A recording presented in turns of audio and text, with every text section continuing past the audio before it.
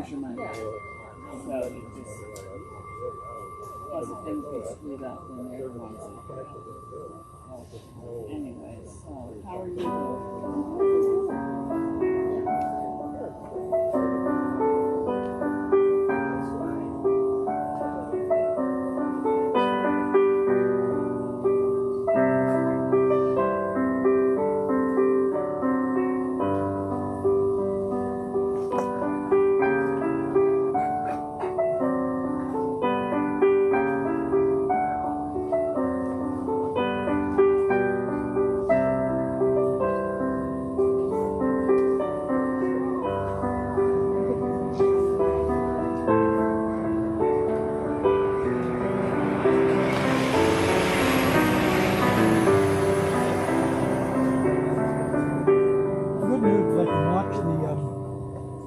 Screen as it goes on, we're about annoying the sound because I got my hearing aids in. And it screams to those.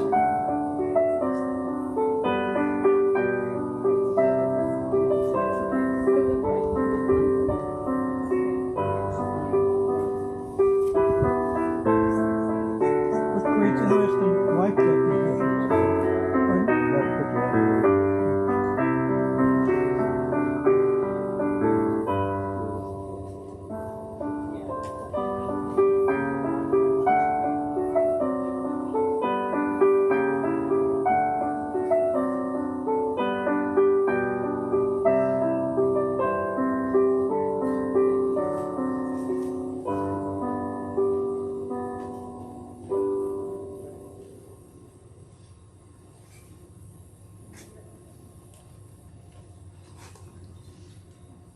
Morning.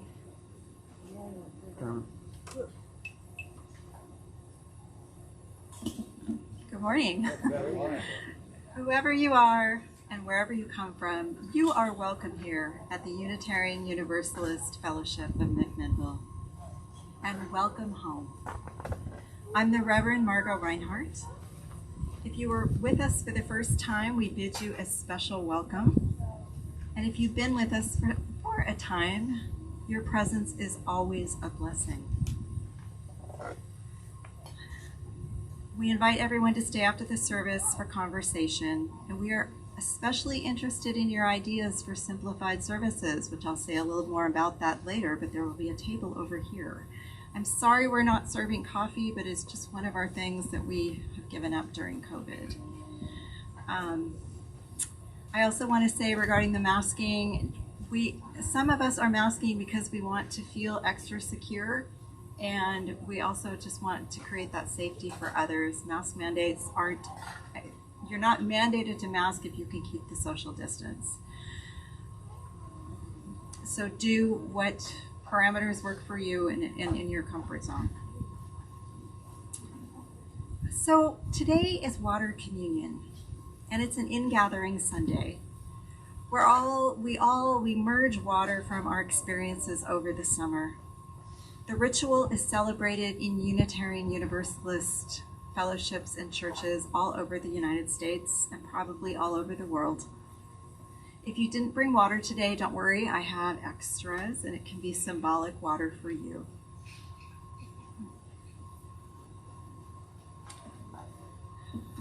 And one last thing about masking, everyone has to mask when they go into the building. And just thank you everyone for your patience as we continue to try to provide services outdoors and even when we go indoors, your patience and working with our tech and our seating. And it's been, we all appreciate how patient you've been. So we're not singing, but Bryn will bring us in with one line of a familiar hymn.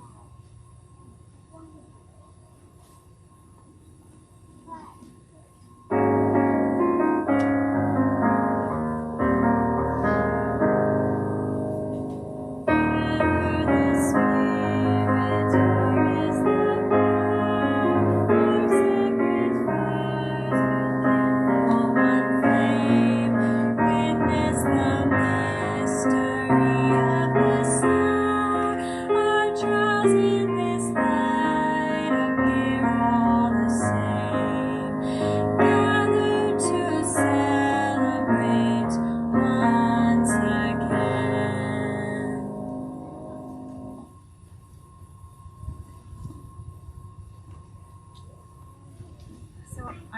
like to invite forward Jim Williams and Bridget Brackley, who come to us. They've moved here from Grass Valley, California, where they, among the many things they are also Unitarian Universalists. So I will have you come forward and light the chalice. It's probably easier if you come this way. Okay.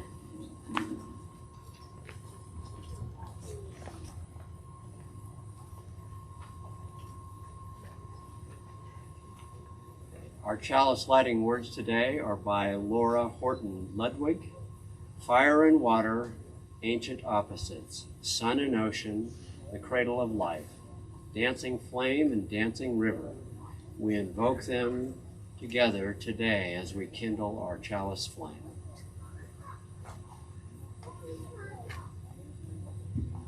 You got a challenge?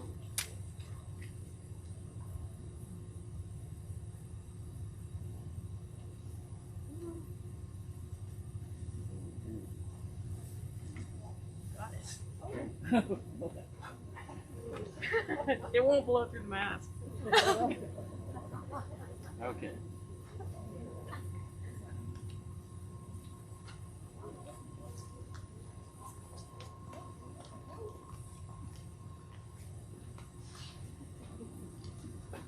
Thank you.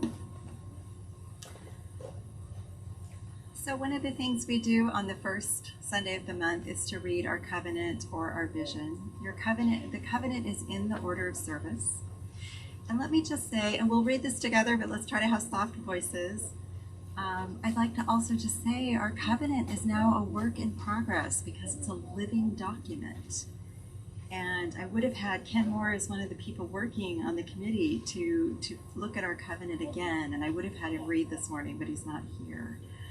So let's just really drink in these words, and we'll do it together. This is our covenant. From our desire to nurture our beloved community and to be accountable to each other and to something greater, we covenant to listen to every voice for good intent and the possibility each one of us has to offer, to honor the diversity of our beliefs and all the ways we are different, to share generously of our gifts and strengths, to engage with each other in a joyful spirit of respect, equality, trust, and cooperation, to accept responsibility for our words and actions, and when we fall short, to begin again in love and trust.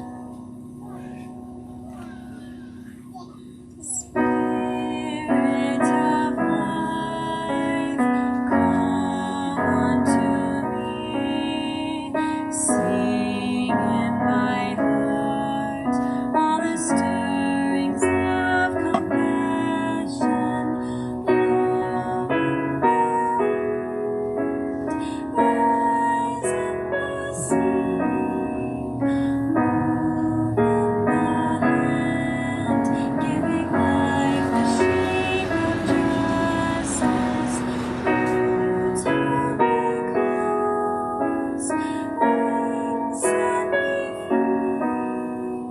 Spirit of life, come to me, come to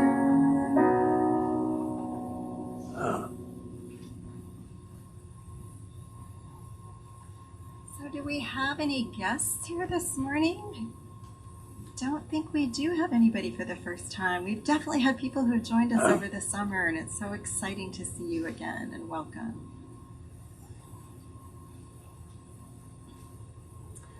While our children aren't with us, normally if we were in this sanctuary, they would be with us for a time, there would be a story, and then we sing them out. But we can hear them behind there, their joyful voices and their laughter. So Bryn is going to sing to them.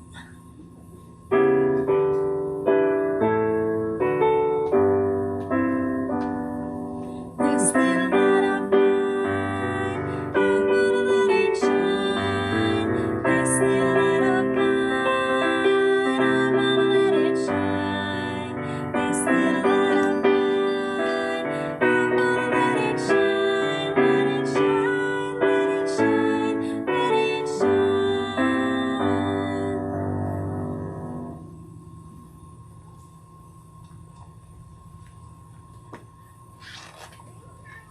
now time for our offertory.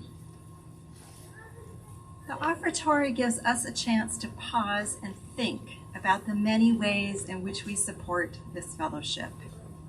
We support in volunteer hours.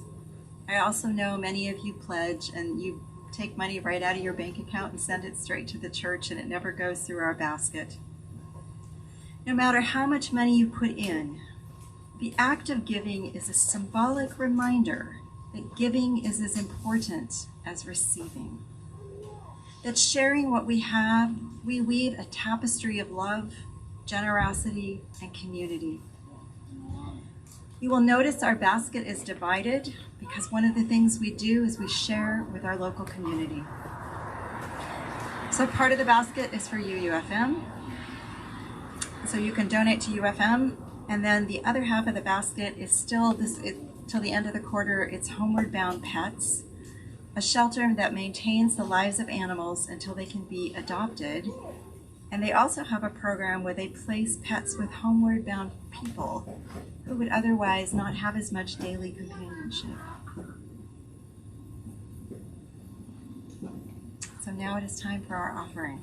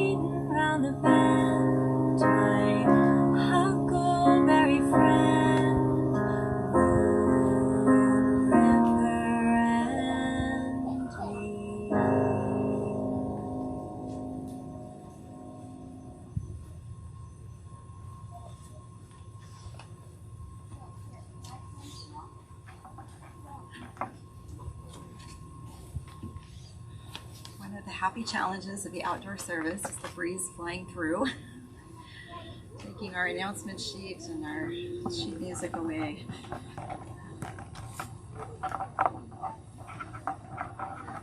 So our reading is inspired by Baba Mandaza Kadamima, who said, "Be like the ocean that refuses no river." Deep mindfulness arises from a view of our radical interconnectedness, that which links each of us and all of our particular pain and possibility to the earth, fire, wind, water, and space. Be like the ocean that refuses no river.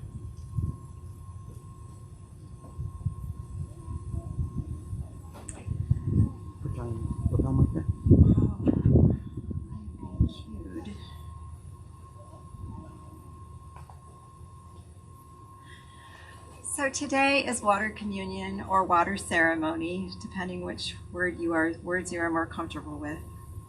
And its history is that not very long ago, 1980, two Unitarian Universalists who happened to be women, Carolyn McDade and Lucille Shuck, Longview, were asked to create a worship service for the Women and Religion Continental Convocation of Unitarian Universalists, which I can honestly say, even having been in seminary, I have never heard of, but I'm glad to know it exists.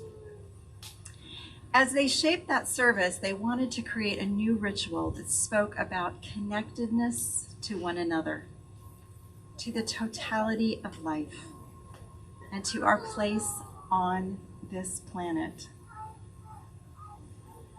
They included a new inclusive symbol of spirituality, water. And I know many of you are thinking, hey, that's an old inclusive symbol of spirituality, especially the pagans in our midst. McDade and Shuck write, water is more than simply a metaphor. It's elemental, primary, calling forth feelings of awe and reverence, acknowledging that the ocean is considered by many to be the place from which all life on our planet came. It's the womb of life, and the waters surround each of us prenatally. We now realize that the water ceremony is a new story of creation. As the ritual continued, water deepens in meaning for us, just as water deepens during its long and winding journey to the sea.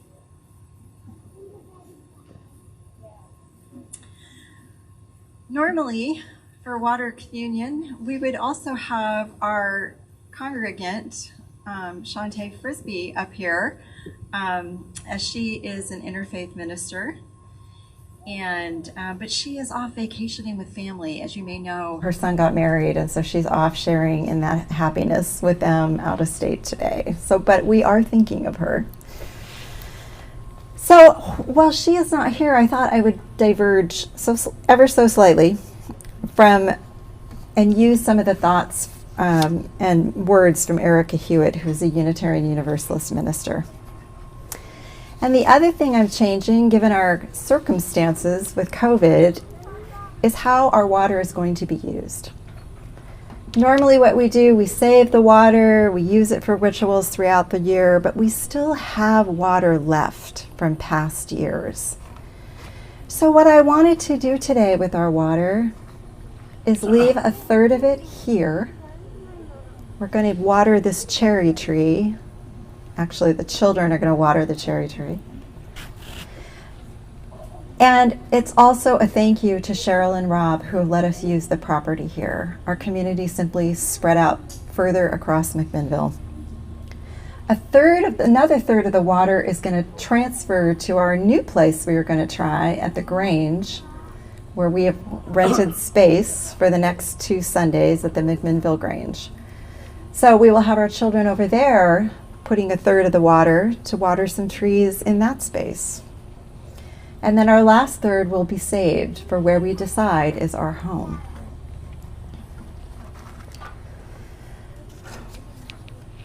So I'm thankful that you have all returned from summer, and I hope you have had adventures with family and friends that you were able to take advantage of that small little window between the pressures of COVID.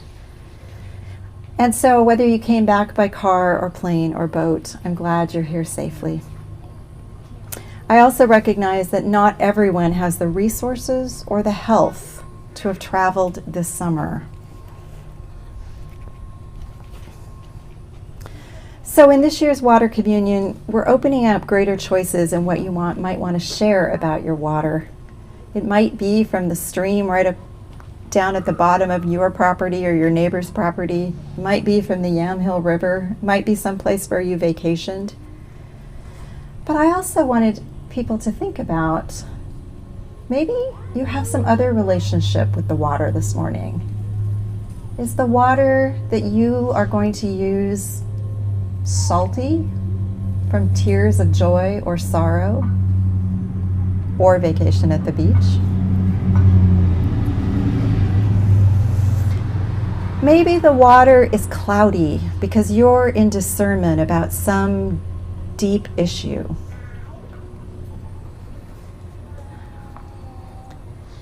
And maybe your water is full of minerals that build strength and allow you to do a few things that you couldn't do before. Or perhaps it contains many of those things.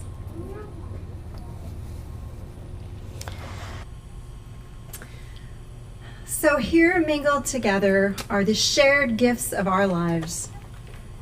These waters represent the promises and aspirations that we make to one another and our wider world. As we enter into a space of quiet, let us consider the part of ourselves that fears giving out love freely. In this quiet, let us resolve not to withhold our love, but to follow love's path and its progress wherever it leads. Source of all, who embraces and sustains life, this water which we have collected and shared holds the mystery and the miracle of love. May this water be blessed with the love of this community. May our own bodies, filled with rivers of breath, be blessed with life energy, with wellness to carry us through our days.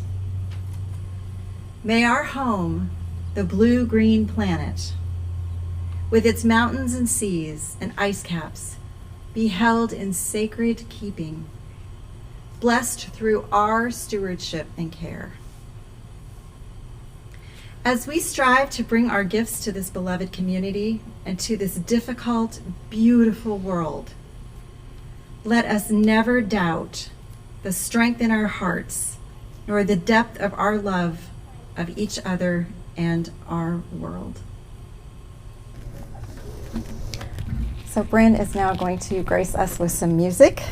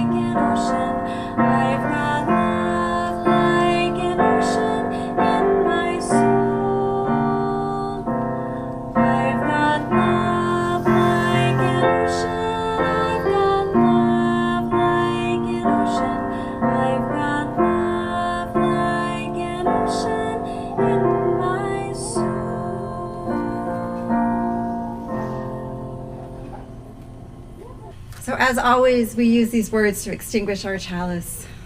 We extinguish this flame, but not the light of truth, the warmth of community, or the fire of commitment. We carry in our hearts these until we meet again.